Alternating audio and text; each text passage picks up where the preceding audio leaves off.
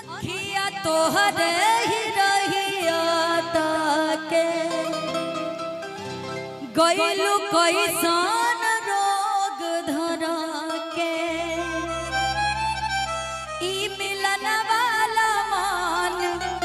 छछने हर पल दिल हमर लागे कहीं ना ओ साथी रे तेरे बिना भी क्या जीना ओ साथी रे तेरे बिना भी क्या जीना अखिया तोहरे ही रहिया ताके गइलू कैसन रोग धरा के अखिया तोहरे ही रहिया ताके गइलू कैसन रोग धरा के ई मिलन वाला मन छछने छन छन ई मिलन वाला मन छछने हर पल दिल हमार लागे कहीं ओ साथी रे तेरे बिना भी क्या जीना ओ साथी रे तेरे बिना भी क्या जीना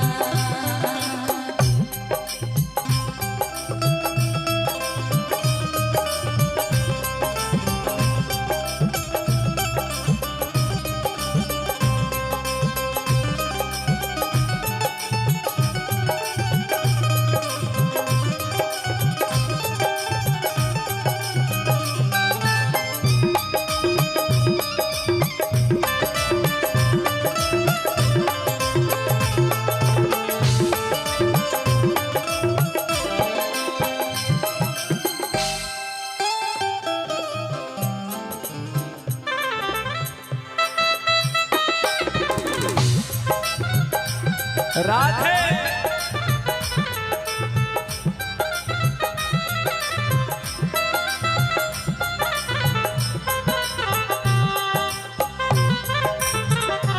कर दी तेरे प्यार ने दीवाना कर दिया मुझे दीवाना कर दिया कहीं भी लागे ना जिया मुझे दीवाना कर दिया कहीं भी लागे ना जिया दर्दी तेरे प्यार ने दीवाना कर दिया तेरे प्यार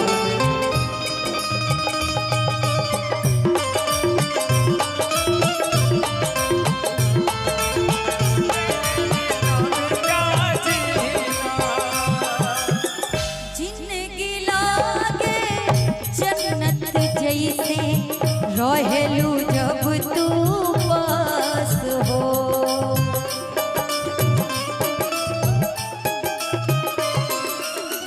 तोहरे से धड़कन चलेला दिल के चलेला सांस हो बिल्कुल अखिया तोहरे ही रहिया ताके गइलू कैसन रोग धरा के ई मिलन वाला मान छछने हर पल ई मिलन वाला मान छछने हर पल दिल हमार लागे कहीं ना ओ साथी रे तेरे बिना भी क्या जीना ओ साथी रे तेरे बिना भी क्या जीना ओ साथी रे